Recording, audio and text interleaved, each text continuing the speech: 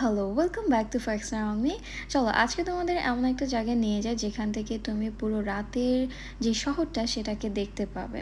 অনেকেই আমার ভিডিও ক্লিপটা দেখার সাথে সাথে বুঝে ফেলছো এটা অ্যাকচুয়ালি কোথায়, কাজ এটা খুবই পপুলার একটা জায়গা এবং অসংখ্যবার মানুষ এখানে গিয়েছে। বাট যারা এখনও যাওনি পুরো ভিডিওটাতে আমার সাথে থাকতে পারো।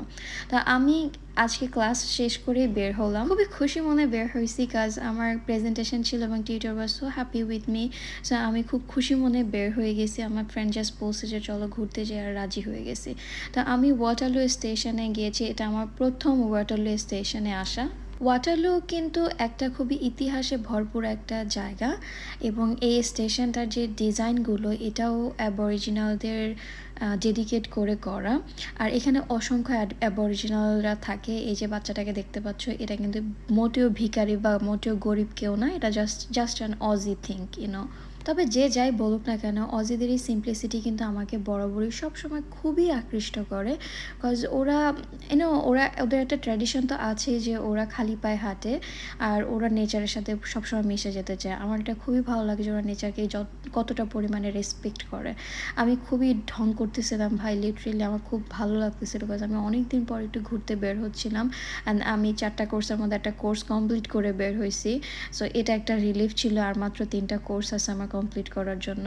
তো এটাও খুশির আর একটা কারণ ছিল। যাই হোক, আজকে আমি আমার ফ্রেন্ডদের সাথে যাচ্ছি, ফ্রেন্ডদের কিছু ফ্রেন্ডকে নিয়ে যাচ্ছিলাম যাদেরকে আমি আজকে প্রথমবারের মতো দেখতেছিলাম, but they are so funny and এতটা পরিমাণে ফ্রেন্ডলি ছিল। I really enjoyed. মনে হচ্ছিল না যে আমি ফার্স্ট টাইম ওদের সাথে দেখা করতেছি, মনে হচ্ছিল যে I really know them very well. এই যে হ্যান্ডসাম ছেলেটা, এটাই হচ্ছে আমার ফ্রেন্ড। সো আজকে আমি খুবই ভালো লাগতেছিল আমার ওদের সাথে ঘুরতে পেরে, কজ ওরা খুবই ফ্রেন্ডলি ছিল। আর এটা অ্যাকচুয়ালি এনজয়মেন্টটা বাড়ায় দেয় প্রতিটা ভ্রমণে, যদি তোমার ভ্রমণ সাথীরা যদি তোমার ভালো হয়।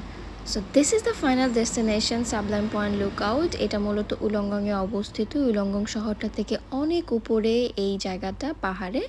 এই জায়গাতে আসলে না মানে তোমার একটা হরর টাইপ ফিল হবে, ইয়েট অনেক রোমান্টিক একটা জায়গা লাগবে।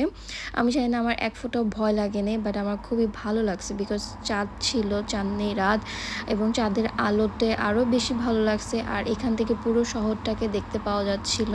মানে জাস্ট ইম্যাজিন যে সারাদিন একদম কাঁপানো একটা শহর রাতের বেলা একদম শান্তরূপে তুমি দেখতে পাচ্ছ, কত রোমান্টিক না।